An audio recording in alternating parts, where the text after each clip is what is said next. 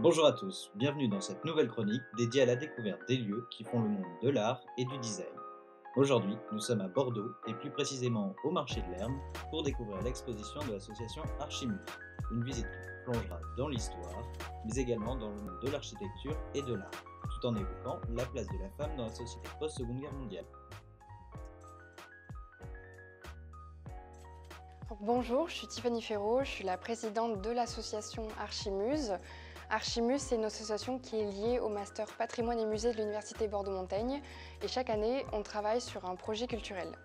Donc cette année, on travaille en relation avec la DRAC, la Direction Générale des Affaires Culturelles, pour traiter du thème de l'architecture de la reconstruction. Pour valoriser l'architecture de la reconstruction, qui est un patrimoine qui est assez peu connu, on a créé une saison culturelle. Donc dans notre saison culturelle, on prévoit des événements physiques, mais vous pouvez aussi nous retrouver sur nos réseaux sociaux. Nous avons Facebook, on a Instagram et on a un site internet aussi où vous pouvez retrouver toutes les informations qui se passent pour la saison culturelle. Pour achever notre saison culturelle, on a terminé notre projet par une grande exposition au marché de l'Herme à Bordeaux. On a voulu recontextualiser le sujet de la reconstruction et à la fois présenter des documents d'archives, des plans, des maquettes, parler de l'intérieur mais aussi de l'extérieur puisque c'est de l'architecture, c'est un patrimoine qui est habité. On termine l'exposition par une partie devoir de mémoire et c'est là qu'on a voulu inviter des artistes contemporains à réfléchir sur le regard qu'ils pouvaient poser sur ce sujet-là. Donc on a lancé un appel à projet et nous avons 4 artistes qui ont été sélectionnés pour présenter leur travail et donner leur vision des choses. Pour cette œuvre-là, on est sur le travail d'un jeune artiste bordelais qui s'appelle Arthur Lemaître. Donc il a choisi, à travers ces 4 œuvres, de représenter la reconstruction de l'extérieur avec la vue d'un bâtiment. En l'occurrence, c'est la tour Faucillon de Royan, le marché de Royan que vous pouvez voir aussi ici. Mais il parle aussi de l'intérieur parce qu'il a fait une représentation d'un papier peint de l'époque. Donc on parle à la fois d'une représentation très cubique de l'architecture, de la reconstruction, et on ajoute aussi une dimension humaine en parlant de la vie intérieure puisque c'est des bâtiments qui sont encore habités. Le patrimoine de la reconstruction, c'est une architecture qui est vivante. Donc à travers ces toiles, il sort l'architecture de son contexte urbain pour le placer dans un paysage un peu utopique, un peu désert. C'est vraiment une manière de valoriser le monument tout en étant hors contexte. Petit aparté, Arthur fait partie des créateurs de la galerie, aussi je vous invite à découvrir son travail sur notre site. Pour les plus curieux et les amateurs de mode, vous pourrez retrouver sur notre shop ces magnifiques foulards. Le lien est en description. Ici, on est sur une œuvre d'un duo. C'est l'œuvre de Lucie Jousmet, une artiste originaire de Royan, et Antonio Zecca, un artiste allemand. Ils se sont rencontrés à l'occasion d'un jumelage et ils travaillent ensemble. Donc le sujet de la reconstruction a été pour eux comme une évidence puisque ça touche les 2 pays, la France et l'Allemagne. Et ils ont voulu dans leurs œuvres mettre en correspondance la vision qu'ils avaient de ce patrimoine-là. Donc on peut voir ici l'église de Royan qui a une architecture très brute, qui est assez, on peut reconnaître. Et vous avez ici aussi le marché de Royan, donc ils ont travaillé tous les deux sur ces architectures-là. Ils les ont mis en parallèle, ils ont mis en parallèle leur regard sur ce patrimoine-là.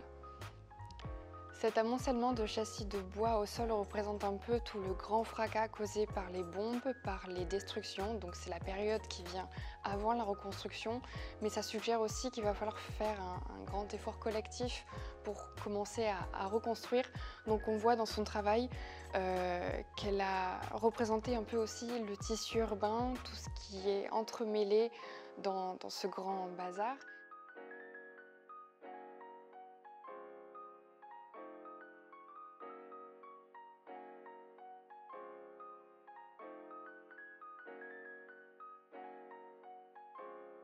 Dans son œuvre, Camille Masson-Talancier parle aussi des présences de vie humaine.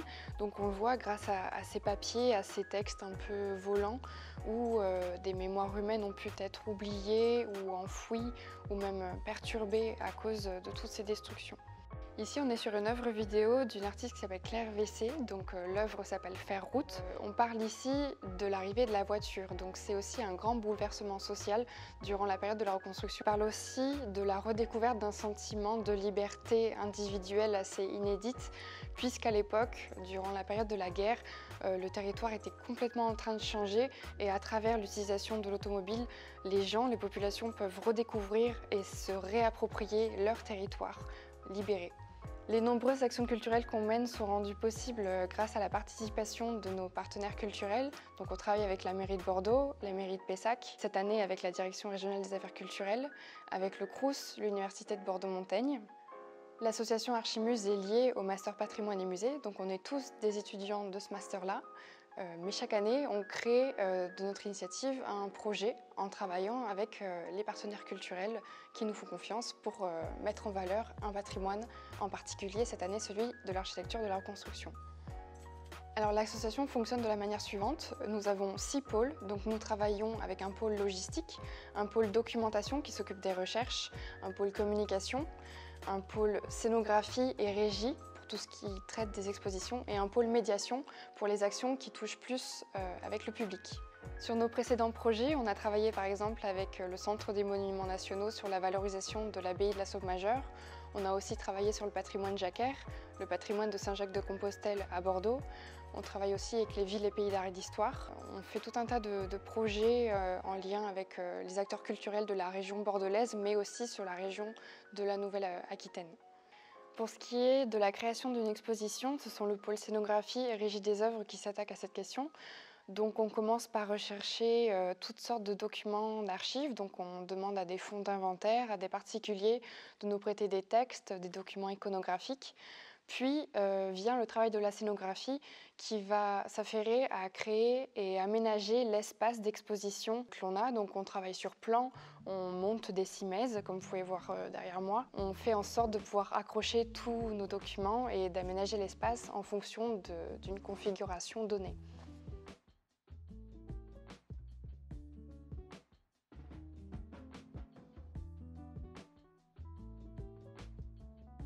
L'architecture de la reconstruction, c'est un patrimoine qui est assez peu connu par les habitants de la région Nouvelle-Aquitaine. C'est une architecture qui esthétiquement n'est pas aussi jolie que d'autres, mais il est important de la reconnaître parce que c'est un patrimoine qui est vivant, qui est habité, qui est porteur de mémoire. Donc on cherche de plus en plus à faire des études et c'est d'ailleurs ce qui a été lancé avec la Direction régionale des affaires culturelles. Une étude pour reconnaître ce patrimoine et apposer le label architecture contemporaine remarquable. Enfin, il y a même les carnets matrimoniaux à la fin, c'est très marrant. Jeune fille catholique de bonne famille recherche, enfin des choses comme ça. Tu l'as ? À la fin, oui. Bien physiquement et moralement. Svelte. Voilà. Yes.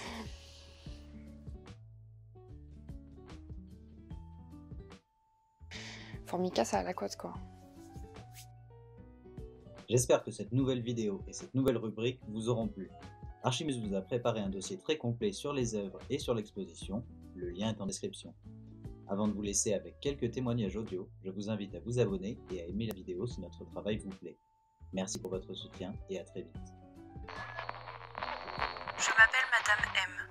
Je suis née en avril 1921 à Tourcoing et je suis arrivée à Bordeaux en 1945. J'étais ambulancière, vous savez. Je parcourais la France avec mon ambulance pour emmener les résistants blessés auprès des chirurgiens pour des opérations de fortune. À la Libération, le bonheur a explosé.